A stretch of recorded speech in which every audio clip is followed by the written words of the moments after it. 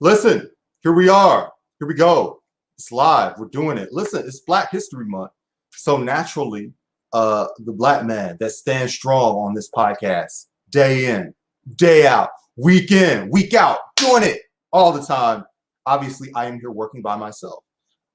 And we all know how that worked. Everybody lined up, showed up, ready to work, ready to haul some ass. And I came in, clapped my hands together, stomped my feet. I said, it's Black History Month. And we don't want to hear from y'all today.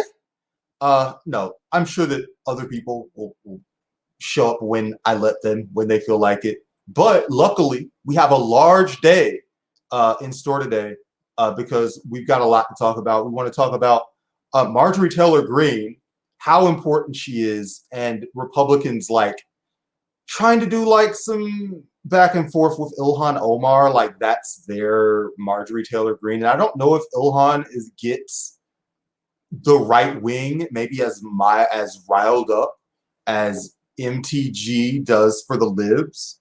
I think that she hits like a special truth and facts and logic bone in the lib mind. And I also worry when we talk about Marjorie Taylor Greene that like, because she's from my state and I know people who are from that like district and like the whole district is like that.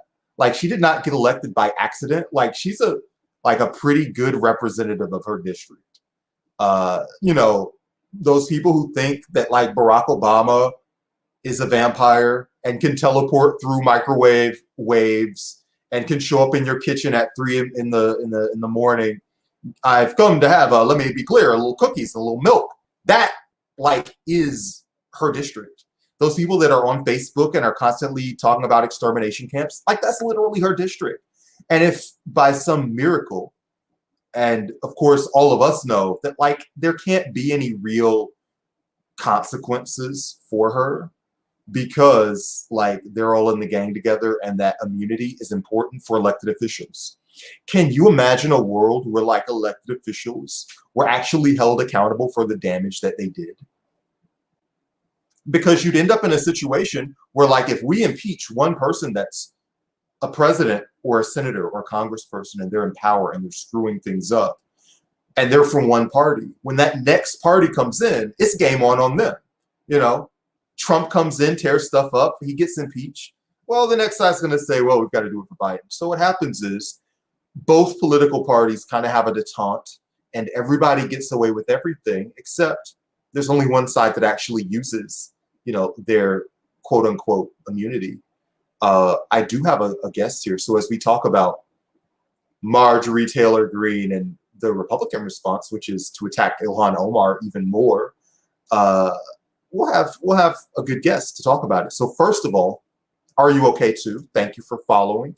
Hopefully you're not just a follower, you're a commenter, come and leave a message. And also you can subscribe to our YouTube channel, which is, the best way to keep in touch with everything that our network does. And on top of that, before we, bring in our guest, we should just sort of intro this entire messy, wild issue.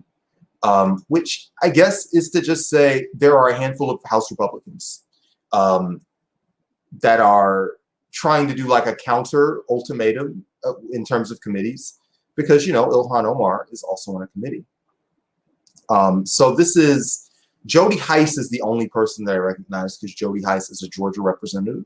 And luckily, we've got another Georgian who can come in here and give some advice and feedback on some of our wonderful Georgia representatives. Paul, hi, hello, how are you? Hi, Brandon. I live in Georgia too. No, not the one in Europe, the bad one.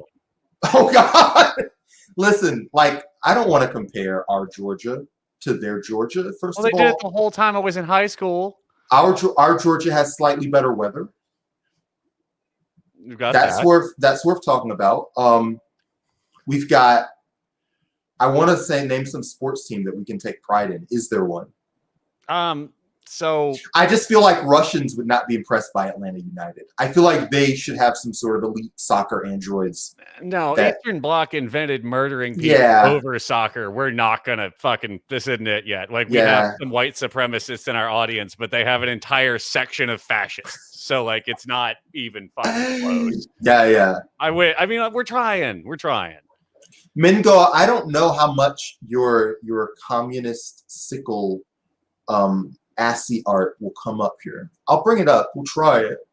And if it's aesthetic, we'll leave it up for like a second. Yeah, this is not hitting right, my friend. The ASCII art is really format dependent, and it is Yeah. gonna work in a comment box. It doesn't seem like. Mingo, let's take this away. This looks like a treasure map in our format, unfortunately.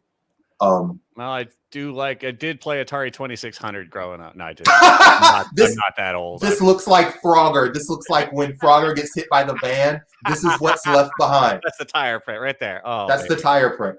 Marjorie Taylor Greene. She ran almost unopposed. The Democrats put up a dude that didn't even live in the state, and then he lost because he didn't run. So that predictably. So yeah, no, if you're not familiar with Georgia, we have 159 counties, which is the most our Constitution will permit, which we've done. Well, originally it was so you didn't have to go more than a day's ride to get to the county seat to go to the courthouse. This is ultimately a good thing in terms of like, the 1800s. However, yeah. We live Tell me all about it. We have this situation. She made some stuff about like the Rothschilds are setting fires in California, and that was beyond the threshold for many people. So even first of all, straight up QAnon the whole time. Like I don't want to be a mindlessly negative person. So how do we deal? We do our negativity with a strong amount of mindfulness here. Sure. How do we deal with the QAnon caucus as it expands or doesn't? It seems like the strategy right now is to put like a microscope on it and yell at it. I also feel a little bit like that is how Trump came to prominence. Mm-hmm. And I'm a little bit worried that we may normalize like QAnon shit in the same way that we normalize Donald Trump's brand of weirdness. Well, I mean, it already is. I mean, it is normalized, right? We're here. They're on the fucking news. 1 in 6 Americans polled believes the thing. So kind of, and I think I've been listening to QAnon Anonymous with Travis View for the last year or so. He among others are doing a lot of good journalism on this. And one of the main things that I took away from that is that there are you can't be an idiot and believe this, right? Like this isn't a bunch of fucking morons. This is a bunch of people who are looking at the world and seeing there are a bunch of holes in a lot of the official narratives of a lot of things. And given the opportunity, that's where you fill in the dots with whatever you decide you want to do. That they've picked that they haven't jumped to the analysis that, oh, hey, why is everything in my life run by a small group of people that seem to hate me? Could you have thought it might have been capitalism? No, and then this leap just doesn't happen, though, right? And without a material analysis, you're never going to get there. You're going to get to some spiritualist weirdness. You're going to get the weird, like if you've ever read like a regional, not Presbyterian, the fucking Pentecostal. If you ever read a weird regional Pentecostal magazine, right? This is all over it, right? Like in the late, like I was at a lake. We got a fucking beach house in Florida. Took a group of family of friends down there because it'd been 6 months and they were cheap. But in it, oh man, there were late 90s, early aughts issues of these magazines, and the advertising in it is this stuff. It is all this stuff. It is like, oh, here are 7 sacred tones you can use to make your children more obedient, and it's like and all that. And the reason it lands with the MLM and the essential oils crowd so well is because it's hitting the same kind of itch that they're looking for, right? Which is, I don't trust big pharma. I don't trust big government. And like, you're right to not trust these things, but for reasons that are way different than what you are saying. Like, there are real reasons to not trust these things. Right. And that the media won't tell you those either is part of how that credibility gap happens. To me and to others who are on board with that. So I think the key is to make sure you're actually like, hey, why are they mad? There is a reason to be mad about a bunch of these things. It's just the reason you picked is fucking fake. Right. I don't think the Rothschilds are exactly making space lasers Yeah, you just use gasoline or just wait for the fucking shit to burn because you don't attend to the forest properly. First of all, space. For the record, I definitely have to use space. Hello, everyone. Hi. The lapsed Methodist cans of gasoline are really upset about all this Jewish space lasers because we were out there just throwing stuff, throwing tinder down, getting ready, doing it the old-fashioned way. Yeah, I was gonna say space lasers seem extremely expensive and technical and inefficient. It seems like a little gas of the lean, and you're starting whatever fires you want, and there doesn't need to be magic involved. And it turns out that part of the country catches on fire all the time, annually. Yeah. Yeah. Also, if you want to set a fire in California, you could also just wait. That's a good, possibility. Have we considered the I'm getting something here on the wire. It says it. It's a Jewish gender reveal party. I'm sorry. I'm sorry. That was the issue. No. It was a regular gender reveal party. That's fine. Jewish people don't fuck with that. They have their own whole thing. They do. No. Babies. Have you ever had a colleague at work get screwed with for absolutely no reason at any job you've ever been on? No, I've never had a job. Thank God. You're a real listen, like the less you're working, the better. But no, I feel a little bad. I feel a little bad for our Congress critters who they join on. Can you imagine being like Cori Bush or one of these first termers? You show up your first day, like a serious real job, and you're like, yeah, I'm gonna do some actual work and like stop all the and boom. You leave St. Louis and like you go to DC. You leave St. Louis, a notoriously safe place, right? Yeah. You leave St. Louis and it's like you never left. Like it's like, oh, this is like more. Maybe you feel at home. You're like, man, this is more St. Louis shit. Wow. A lot of people in beanie caps waving guns around. Wow. Yeah. Like home. Yeah. Yeah, it really worked. So more flags than usual, but it's basically this colors. You get it. Yeah. Or if you're AOC, you're ringing in term like number 2. Like she hasn't been there for any period of time, and you're like, well, there's a mob at the Capitol, and you're like, I don't know, high-fiving them earlier. Yeah, and the cops just let them in. And you're like number 2 on their list of gets, maybe 3. You're like a top 3 get for them. Oh yeah. Oh no, it doesn't actually. No, I think she's still easily top 2 because like you want the big names that are like actually lead, but like because this is all about posting. Yeah, all about views and feeds. So if you're the one that's got the AOC execution, that's nobody cares about Pelosi. I mean, honestly, like. From a numbers perspective, that's just it feels like the people that storm the Capitol are in at the Chuck E. Cheese prize bin, and it feels like they'll go home happy with anything as long as they can get their tickets out of their hands and into somebody else. So you're going guys. If I can get a racer cap and get out of here, I'm fine. Yeah, no matter what. Like this is and after you've gone through like this crazy traumatic incident, like you go on Twitter. And you're sad, and like there's people talking about like, where's my healthcare, man? Suck it up. Though, this is weirdo stuff. We've got to there has to be like yelling at Joe Biden about the $2,000 is fine because he was. It's normal shit. That's cool. But like these people were just held hostage. More that's extreme weirdo stuff. Like find some humanity. Like it's hard for me to believe that you care in abstract about Medicare statistics. Because it looks like you're the kind of person where, like, if they have a political opinion that's not your exact political opinion, you'd be like, oh, fuck them. You think everybody who needs healthcare isn't like there aren't any libs that need healthcare? You don't think there's like MAGA in that number when you talk about 70% of Americans? You don't like if your humanity doesn't extend to somebody directly getting the hell beat out of them by like a group of, by the way, super rich people who were sponsored by like the CEO of Publix's failed daughter to go in there and like cause cancer. I guess it's hard for me to take seriously that you give a shit about anything else. It feels like there's a lot of people who are just there, who are like on Twitter to like be vitriolic because like not a lot of shit's going on for them personally. It's hard for me to imagine a person who's got shit going on for them personally that's spending time in AOC's mentions today. What about me? What am I? Here's Rachel. Sure. I changed my internet connection, so I'm more stable. But because I wasn't expecting to come on air, I didn't have my makeup on yet, so y'all get to watch me. It's we're fine. all Dinner and a show or whatever. Yeah, listen, we can just provide commentary while you do makeup, and it would probably be good for our views. In fact, Yeah, more flattering reply guys screaming about Medicare for all and Yeah. these mentions about yeah, exactly. Yeah. We should just when we take a Rachel, break, we'll come closer back to and your eyes. Oh God. That's funny. I hope so. Listen, It certainly wasn't that insightful. No, so I mean, what do God. we do? So, like, what do? You have to engage with them, but you can't take the No. fucking dumb shit seriously. Like, there I- are, like, because, like, if you can focus these people's energy, there's a big list of pedophiles that exist that we know we're all going to Harvard and shit that they could harass the shit out of to some real end. Like, then I could not hear from Alan Dershowitz and Stephen Pinker ever again.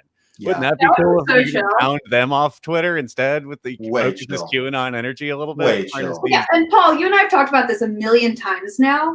Like, if it would be so much easier to convince these people to believe in any of the structures and processes if, like, there weren't actually. Here, let me down on your level, folks. Oh well. It would be so much easier to, like, believe in the process, believe in the state for these people if they didn't actually have, like, lots of demonstrable evidence that it is being run by pedophiles, right?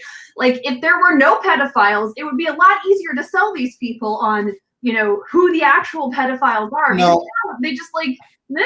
Yeah, I actually disagree with that. I don't think that we can have a coalition with QAnon based on exposing the true pedophiles. That's a little bit like saying, like, I mean, I'm just saying this is how we what we Yeah, can harness that energy yeah. towards, not No, necessarily that it's the best, you know, but please. no, you I'm know. sure To there's be a clear, hand- it's too late for QAnon people. to be clear, it really doesn't matter. When somebody has as their core ideology to do evil and detestable things, they psychologically must make up a reason why you are equally evil. It's a little bit like asking a rapist, like, hey, women are wearing long skirts now, will you not commit crimes? It turns out that has nothing, literally, there's no validity to what they're doing. They're not seriously concerned about children being abducted in the same way that they weren't seriously concerned when the Trump administration did it just a few months ago.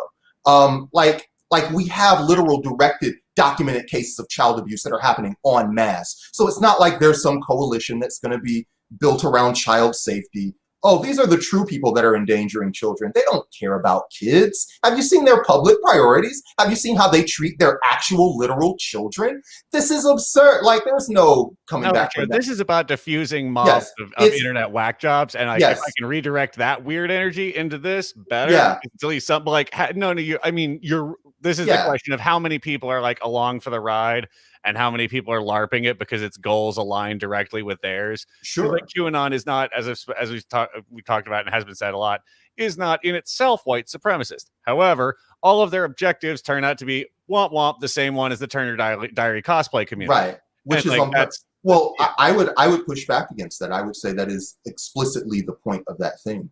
Like, that is like it is a religious style movement, and anybody who's been in a religious movement knows that the rapture is always coming. It's always delayed a few times. Whenever you get to the date, you can bring it up, you can call it on them, and you can say, oh, yeah. "Hey, you Millenarianism. Hey. every time, every cycle, yeah. hey, you said the rapture was coming. Would you care to modify your views?" They will look you in the eye and be like, "No," because for them, it's not about the date. It's about that there is that they are still eagerly awaiting their day, which is, you know, the day of the rope or the rapture or whatever it is. And what's good is these guys are kind of screw ups, and also many of them do not have they have a lot to lose. Well, I mean, And this is why many of them have scrambled after being, like, you know, flubbing this thing and being defeated and not having a lot of representation. They're not fired up in the same way, I don't think. Well, now that a couple of them have gone to prison, they're, like, giving up on Moss, you think? Well, I wouldn't say they're Or giving are up on going to prison, I guess, depending. I would certainly not say that a couple of people going to prison destroys anything, but I would say that I would say that after Charlottesville, a lot of those folks retreated, and after the Capitol, a lot of those folks are retreating now. They do not have the same, you know, willingness to lose. They want other people to die for them, and that's what it's. And look, that's what it's often about. So yeah, even if the concept of the 3%ers weren't a hideous and wrong anachronism, Right. They also don't have. They realize they don't have that 3% even close. Like they're not even fucking close to having that 3% mobilized and ready to work. But they still have a huge amount of sway over people who are in the government. That 15% that you've talked about, I would say that like there's half of our politicians are like run and live in fear of that 15%. Well, they're the ones that run. They vote in primaries. They go primary your ass. They vote in primaries. They will run against you as a nut job. Yeah. And in the case of Marjorie Greene, win. Yeah. Without opposition. Although there will be some person that lives in her district and sees an opportunity to make money. As long as you like you know. Oh, I mean, if John Ossoff hadn't won, he'd be right there. He'd be moving there right now. No, Ossoff wouldn't take that because that's a suicide mission, and he's trying to climb the ranks. There will be somebody who went to the military though and was in Afghanistan. There will be some Afghanistan vet that lives in her district and is thinking, I'll make so much money off of just like posting my Act Blue for the next 2 years. They just genuinely believe they're going to help, but also that but they will likely get captured by that giant Amy McGrath money machine, right? Sure. Like just to give the individual. Yes, we know. Unfortunately, some agency here. We can call it good. We can call it victim to this. Yeah, we can call it the Jason Carter money machine. We can call it the Michelle Nunn money machine. We can call it the Allison Lundergan Grimes money machine. We can call it the Scott Cleave money machine. We can name all of these Democrats that get held up as the Jamie Harrison money machine. DNCC because that's shorter for everybody. The DNCC. Yeah, the DCCC is what we're calling it, and they're like they will always be with you, grifting and getting fabulously rich.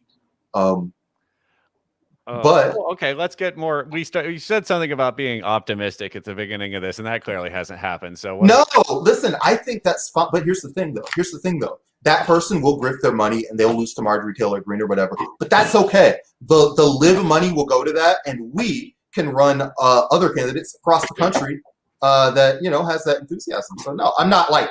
I think of that as just a fact of life that there will be some small-time hustle built around that seat. Luckily, America is not that district, though. Sure. Unfortunately, describing facts as they are is not an optimistic activity right now. All right, let me try this. And I think that you did come out of it with, you pulled us out of the tailspin of, doomer-ass bullshit, which is where I live and breathe. So, I'm trying to get myself out of that, too, right? Looking at my fucking origins. Here's the good news. Yeah. The good news is we're leaving. We're taking a 60-second break. The bad news is we'll actually be back after the 60 seconds to talk more. Yeah. Well, tell you what, before we leave, I'll drop a bit of good news in there for you. There are already people working on a socialist to fight against Green in 2022. I am talking to them. They exist. Don't worry about it. Sounds great. It's not like I'm going to that county. I'm sorry. I won't be there. I won't be volunteering. Won't be calling. I could at least try. It's a physical danger for you. won't be canvassing. No, it's physical danger for them. I don't know what you mean. Hey-o. Let's call back. We'll be back in a minute. Bye.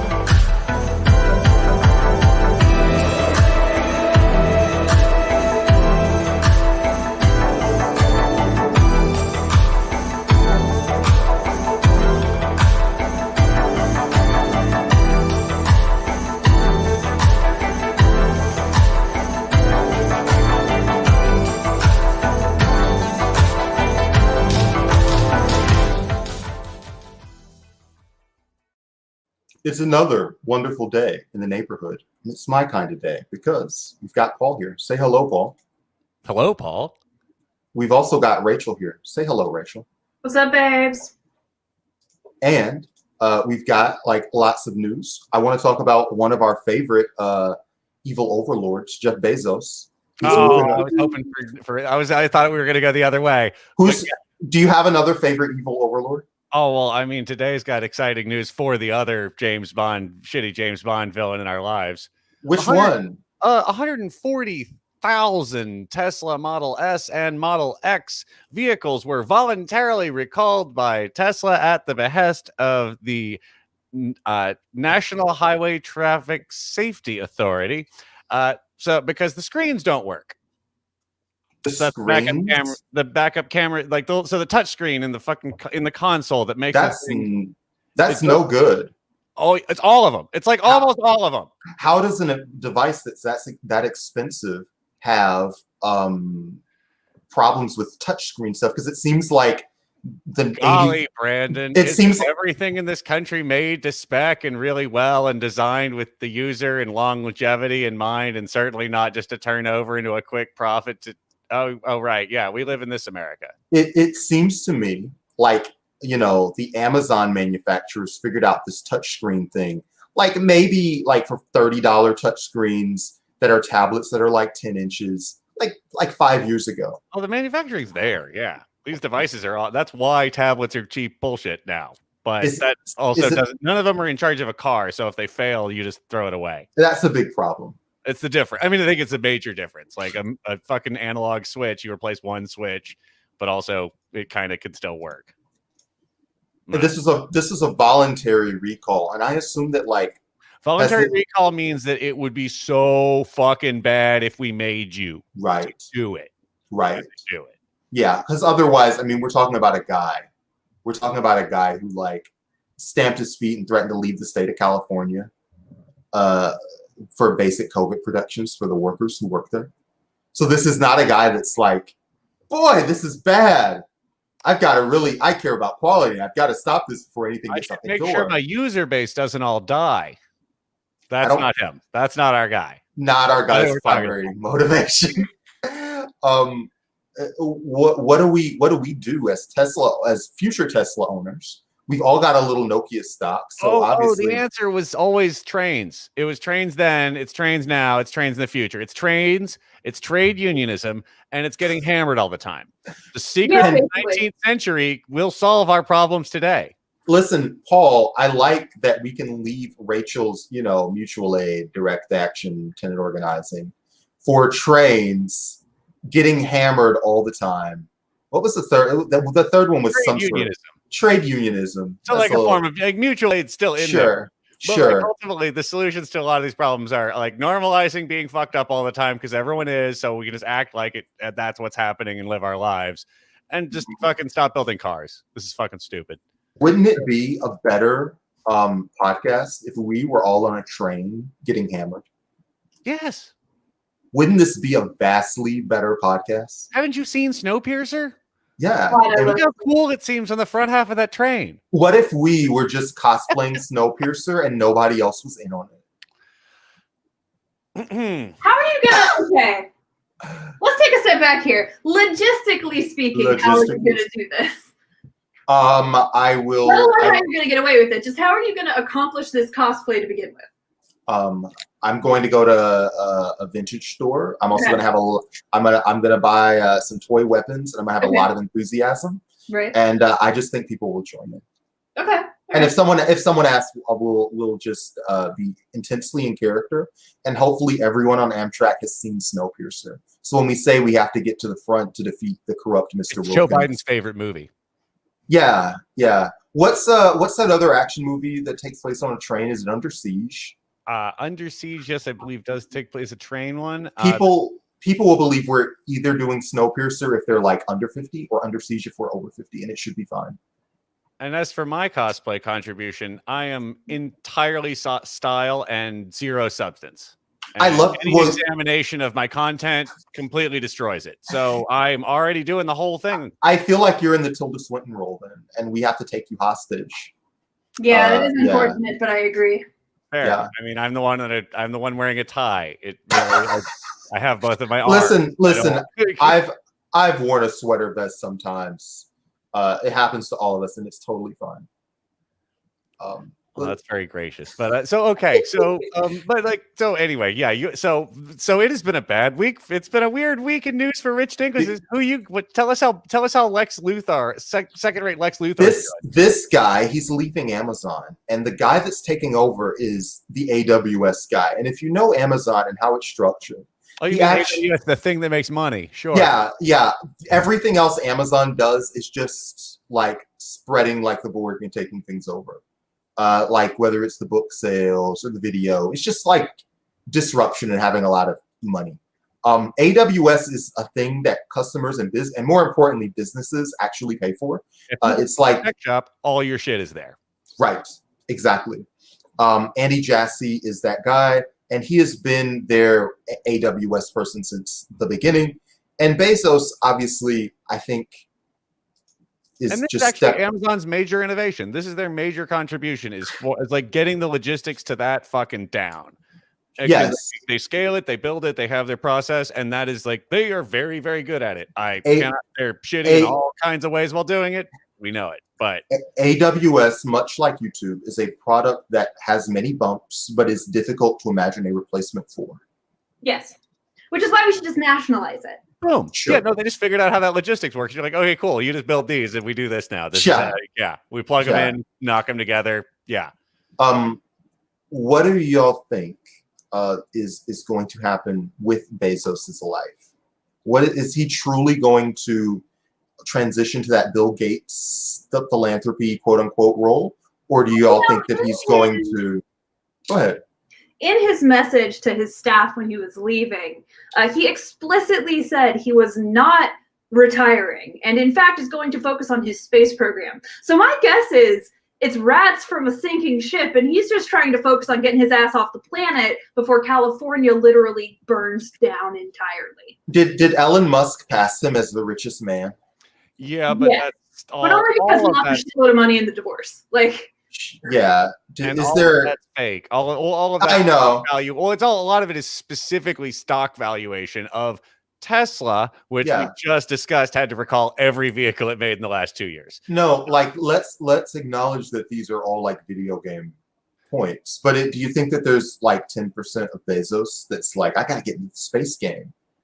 Oh, he was already in the space game. That was actually commit to the space game. That came out in the divorce. He already had a space company that he kept out of the divorce. So he just wasn't making a big deal out of it. He was like making it, because making it a public concern means you're trying to make weapons with it. No, I totally know. Way to sell it. Right? Yeah, I totally know that he's been in the space business, but do you think that will become his primary thing? Do you think he will be a Washington Post guy, or do you think he'll run for an office? Or do we just think that he's going to be a space guy? I hesitate to use the comic books as metaphor for everything and culture as politics. However, Lex motherfucking Luthor, like they had the same hairline at the start. Elon Musk went forward. Jeff Bezos has gone backward, and these represent the two forms of sort of James Bond villainy. He's gone full Spectre, full Luthor, full Dr. Evil. He's just like, and I think he's good. I mean, like, he's just gonna dick around with all of us because he can. And he enjoys it. He likes the power. Yeah, like as Amazon, he had to like do stuff, like go to meetings and think of like this guy just wants to jerk off and like look at cool pictures of things that he owns. And I mean, ultimately, I think that that's a dangerous impulse, and he's going to kill a bunch of people doing it. But oh yeah, no, I appreciate the supervillain impulse. Hey, the moon's cool. Let's draw my name on it. Mars is cool. Let's set up a economy. Right. Let me put my car in orbit around it. It's kind of like I get the supervillain impulse, so I understand what these people are thinking, but they're just not creative enough. Earth's cool. Let's ruin it for money. Hey, that's old news. Yeah. You got to find somewhere else to ruin for money. Oh, that's fine. Listen. Mainly Mars, which is what he's working on. So listen, Full Spectre Warrior, our guy, Bezos, our other guy, Musk, they're both wonderful people. We love both of them. We do? We stand, reportedly. And I'm pretty pro-grift. That's a lot of grift. I'm generally pro-villain. I'm pro-super-villain. Yeah. That's so hilarious. So let's take 60. We'll be right back.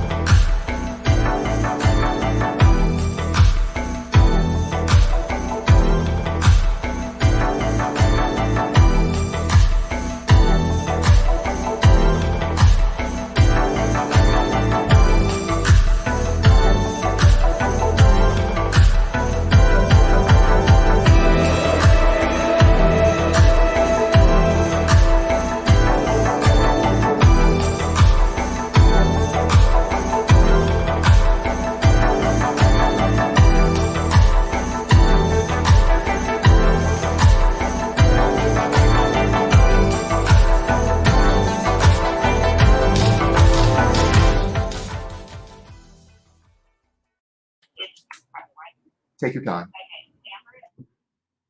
Oh, it's me. What are we doing now? Well, apparently I'm talking to the audience. It's an exciting opportunity for me to share some of my most private and personal thoughts, like those that I have about our most precious bodily fluids. You've never seen a communist drink a glass of water? That's true. Not once. I'm starting to think maybe they don't. Children's ice cream, Mandrake. No, you really should watch. You really should go back and watch Doctor Strangelove. It's a lot of fun. Big QAnon energy.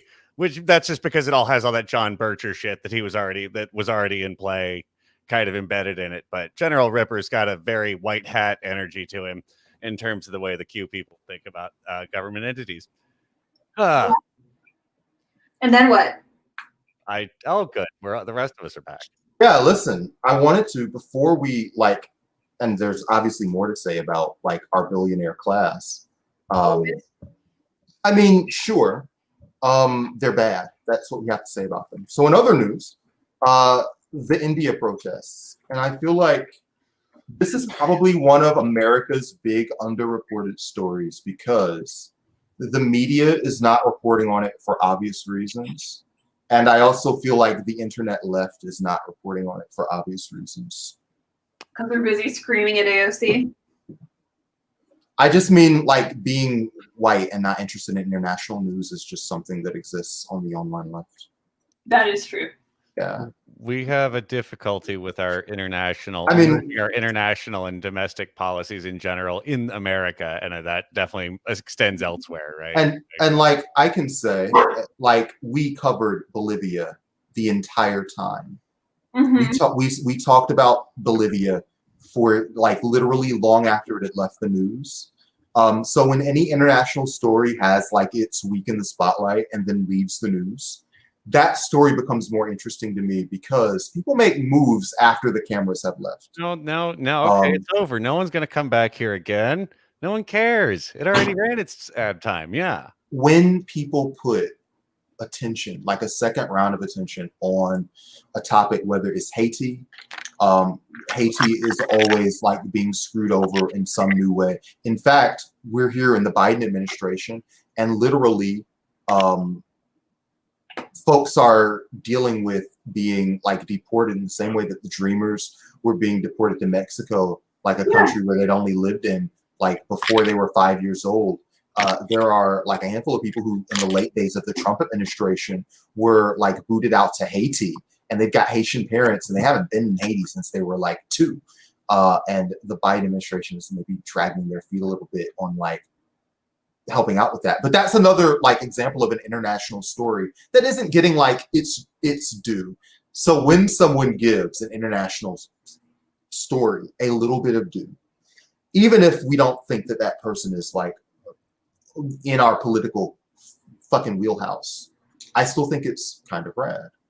And so Rihanna, things that you can actually find that you agree with, weird, Josh Hawley is a horrible, horrible man, but he is actually willing to at least say we should not be doing a bunch of interventionist shit sometimes, which I mean, no one else is willing to say, hey, we could just not do half of this stuff. And the question, but it's not possible to even broach that because all of the rest of the world relies on that economic engine. Sorry. And it's important to remember that we're not even talking about Swanson Food Care, Tucker Carlson, who's a zillionaire. We're talking about musicians, Rihanna made a post about this, and Greta Thunberg, which is fucking great. They're the kind of people who should be putting a light on these kind of things, and giving those people material support, especially because the people who have been trying to bust that strike have been escalating in the last week or so, and stuff is getting cut off. There are protests at the border. What it does, it turns that fucking fire hose down. Yeah. Right. And so they've been cutting, water, they've been cutting electric, all that kind of stuff. And so it's good that people are, standing up for, and I mean, this is essentially a farming protest, and it's about farming rights and having control it's 1 in of 50 their people personal on products. Earth, just to get, scope this out if viewers aren't familiar, but because the rates have been hugely unsurvivable, and I think that recent negotiations have been a breaking point. And I don't see why they wouldn't, because like literally it's the people that grow the food for the rest of the country and their supporters. And so together, nice. And like it?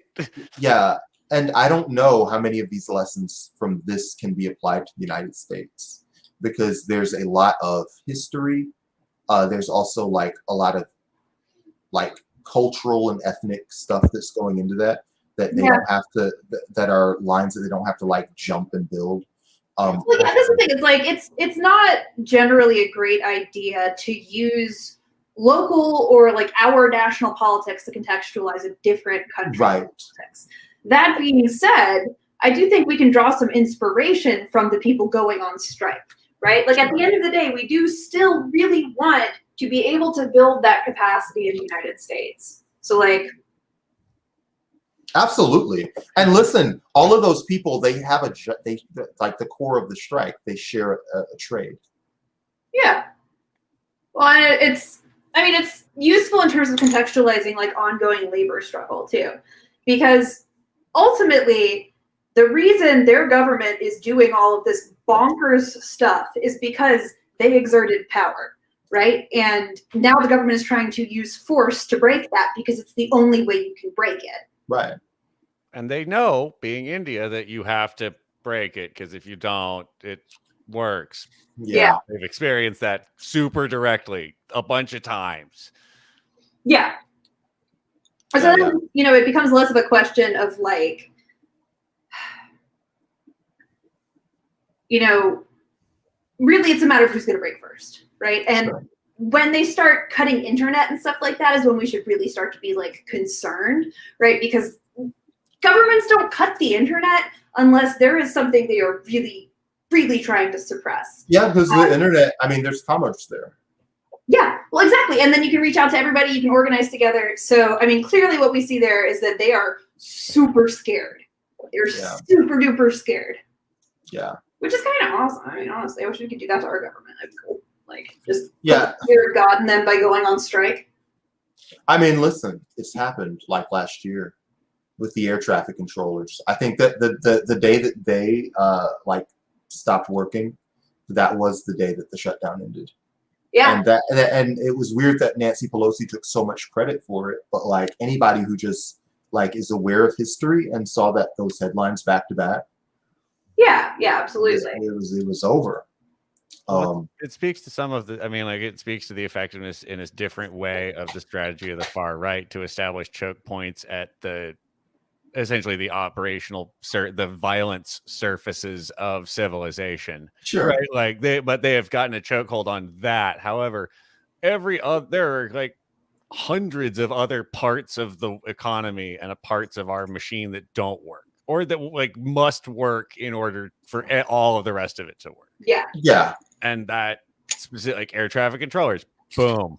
That is a huge group, a very small group of people who, if they get a solidarity with others, can shut a bunch of stuff right on down. The problem is like there aren't a lot of people that are in stable jobs, and the jobs that are out now are designed to be like not critical to society. Yeah.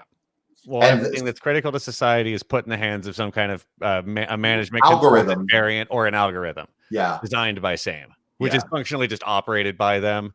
Yeah. But like you have to, it is a kind of process of self-selection. Yeah. Totally. Being good at management school is not good for your personhood. I'm fucking sorry, gang. Like your MBAs are bad for you. It's you don't know anything. They have made you there are things to it. Passionate and thoughtful person because they teach you to think of everything as a bottom line, which makes you very useful to our overlords, but really, really useless to the rest of us. Which speaks to the joys of liberal arts education, aka the humanities. It was never supposed to make you employable. It was supposed to make you a good person. Good news. I became a good person. Bad news. I don't have a job. Well, I have a job.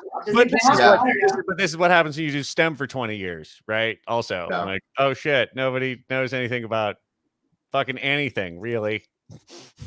Yep. No context to no contextualization. We can't. Yeah, I mean, the king of the posters is dead, but we live in his shadow. Yeah. All right. So thank you. let's take one more break. We'll do like a short talk about, just stuff we like. What makes us feel good this week? We'll end it on like a nice chill vibe, and we'll get our plugs. We're out of here because we have enough to fill that time. We don't owe you people anything. We could, yeah, but we'll fill up another 5 or 10 minutes. Hang out a little more. We'll be back, everybody.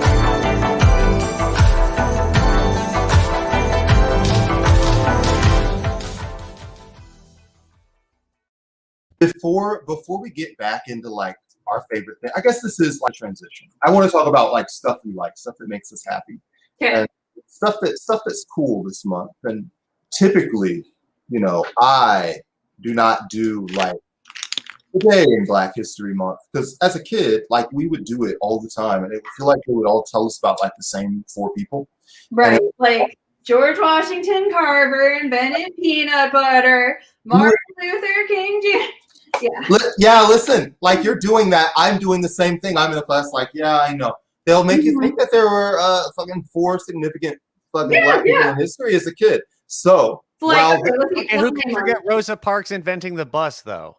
Yeah, and it's Rosa Parks, who very politely sat in the back seat, or sat in the front seat. It was George Washington Carver invented peanut butter. Langston Hughes did poetry, and Martin Luther King Jr. freed the slaves. And that's like the entirety of Black history education that anybody gets. That's Black history. So there are 2 things that I kind of want to do. Number one, like I want to give a shout out to like modern people who are like making cool shit and making history. You guys realize Dapper Dan invented putting logos on T-shirts? I'm sorry? Dapper Dan. That was a Dapper Dan of fucking for apparel and shit. Putting logos on T-shirts, like literally the current. Sorry, I don't wear a lot of T-shirts. Where on the front, like on the like just across the front. The entire thing of like branding, in shit for brands to have like their brand just as the shirt. Dapper Dan popularized that and made it like a mainstream cultural thing. So many people are doing modern cool shit that doesn't, I think, get recognized. Even when we think about stuff like house music, you guys realize house music's a fucking Black genre? Like everybody, like, literally all of that shit started in Chicago. And Grandmaster Flash, right? Some people who are from New York will say New York, and like I don't want to dig into all of the 1980s turntable history, have a Tribe Called Quest coming. Like, listen, New York and Chicago can share the credit for our limited time period purposes. But hey, if you like house music, and all of you do because it's super cool, hey, thank that scene in Chicago. And also remember that cool stuff, that my second point here isn't, and I know it's a little bit contradicted by me shouting out Dapper Dan, but cool shit doesn't come from one guy having a cool idea. It generally comes from a room of people who have cool ideas. We do this podcast and literally we bounce it around and we have cool ideas. Lots of cool stuff in our music and our art and our entertainment has happened when marginalized communities, Black communities have gotten together and had a cool idea and worked on it. And there are many fathers and mothers and parents for success. And I want everybody to sort of remember that instead of just looking for individual achievers, appreciate cultures that create cool things. And that's my happy thing for today that I wanted to kind of leave everybody with. Paul, like on a personal level, what's kicking ass for you in your life? Or just things that you like about the world today, or things that you think deserve a little appreciation. the works of Philip K. Dick have been I read them, like a bunch of them. They're all back there in the thing. I have it for credibility and just to hold my kills. It's like a trophy. It's not important. Commodity fetishism is whatever commodity it is, even if it's physical books, guys, which are cool though. Anyway, they are. They really. He did. I feel like he may have in fact traveled forward in time to like now or a little ahead of now. So funny. Back and like written some books about it. Because between him describing what is and Ursula K. Le Guin describing what ought, we do live in a maddening science fiction dystopia future, and that's bad because we have to live in it. But it's good because it's a mind-bendingly available space. Like it is extremely limiting in a lot of ways, but there are so few of the rules are being actually enforced. Like the rules that are being harshly forced and capriciously and with great prejudice. However, there's a lot of space. Like everyone is realizing how thin the veils on all the machinery are and how sort of fragile a lot of it is. Nothing can operate at full capacity. We've seen that every time anything tried to operate in the last 9 months. But like, we have unprecedented power. Like because you can just say, oh wait, well, I'm not going to do that. And if you're in a position of any power, they really don't have a huge number of options. Like, oh, okay, great. You're going to find somebody else. Great. Who will you find that is better teachers should be on strike tomorrow? Cause who the fuck is qualified to do that job? Real shit. And these parents, Rachel can tell you all about it. But ultimately, the power we have is really, it is a time to flex in that regard. These parents are out of their minds with all of this. Like, boy, my child needs in-person learning. Like, listen, God, it's so annoying. Like, you're right there along with everybody else's kid, and everybody else's kid is going through the same thing that your kid is. And nobody, these teachers are actual professionals who are trained to do a job and probably should not be in danger to save you a little money and time on a care. Like it's a sucky situation. Obviously, society has one of these things that's just been built in for 100 years. First of all, next time that your friends are talking about closing the Department of Education and giving you freedom of schooling choice, understand that this is peak freedom of school choice. Figure that out. And second, these teachers are getting it rough from these parents. And I think if you feel like you have got some better way to teach kids, then by all means volunteer to become a teacher, because teachers aren't keeping you out, let me tell you. Well, the thing is, it's not that these people actually think they can do better than the teachers. They just feel entitled to the child care. No, it's a question that you ask that makes someone shut up.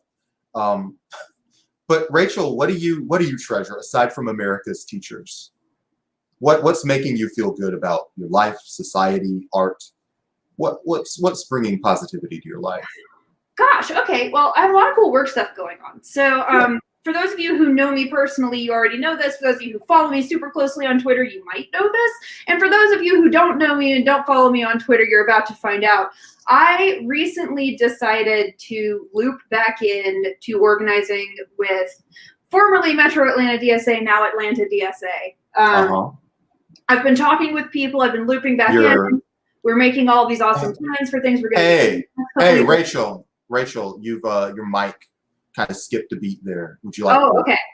So I've been organizing again. I took a break for a couple of months around the election because honestly, I just couldn't deal with it anymore. Yeah. And I didn't believe in electoral politics anyway. So I dipped out for a little bit. I came back this month and somewhat last month. So I have been meeting with a bunch of people. I've been getting in touch, looping back in, figuring out some plans, trying to work on some stuff with everybody. And I'm really excited about the stuff we have going on. We're really picking it up a lot from the stuff we were organizing before, which is great. And I'm really optimistic about it. I like that a lot, obviously. And I got a boyfriend, and that's cool because it means I don't have to be on Tinder anymore. And I'm into that. Tinder is just one of America's places. It's the worst. No, what happened is capitalism tried to figure out how to sell love, but the best it could do was Tinder. That's actually pretty good for like being able to approximate love, something you understood as being able to erect an AT field. Evangelion fans. Absolutely. You know, point taken. Like jet, whatever the American like nuclear powered Evangelion was pretty good for being just not a person that they made out of their wife. Sorry, finally, that's too deep cut of Evangelion. We'll move on. Finally, Mr. Perry 69 just popping in with something that made Mr. Perry 69 feel good. The weed man raised his prices again. I ended up robbing him. Oh, good. Mr. Perry, no, don't rob your weed man. Like, listen, your weed man is a professional. And listen, if your weed man is raising prices, first of all, somebody's probably putting a squeeze on him that's above him. It's not the weed man's first impulse to pass the prices. You can ask God what your weed man can do for you. That's what you can do for your weed man. Let's go. Gotta be a rob someone for you. That's right. That's right. Listen, I can think. Independent business owner right there that you're fucking with. You can't do that, man. Gotta be a comrade. You can't fuck with independent business owners. Yeah, come on, man. Listen, this is what it's all about. Thank you for watching. Thank you for coming by. We'll be on like Friday, and we'll do some Ungirl stuff. Rachel, do you know what Ungirl's got going on? Yeah. Is there like a couple things are happening on Friday, which we're excited about all the time. I'm gonna go so I can look at you right in the face. Hi, everybody. So there's a couple things we're excited about. On Friday, we have a new show. The second episode is airing. I watched the first one, and it was awesome. It's called Post Tech Radio, hosted by Ada Powers. It's all about technology, what's on the horizon, and how we can use all of the new technology we're developing to build a safer, better, happier, more equitable world and create the gay space communist future we all, crave. And then my show, Ungirl, we're going to be talking about CISIA, which is a new anti-sex worker bill that is sort of running through Congress right now that really should not be passed for a lot of reasons, the least of which will be that sex workers will no longer be able to, actually market their content. Did you say CISIA? CISIA, S-I-S-E-A, which is for the Stop Internet Sex something. I don't fucking remember. I think that's close enough. It sounds like a streaming console made by Google. Everybody, thank you for watching. Sexual exploitation, something. Let me see. Stop Internet Sexual Exploitation Act. That's what that sounds. I'm not actually going to do that, but it is going to fuck over sex workers who are already a vulnerable population. So we're going to talk about why that's bad and what people are doing and what you can do to stop it. That sounds good. All right. So everybody, thank you for watching. We'll see you Friday.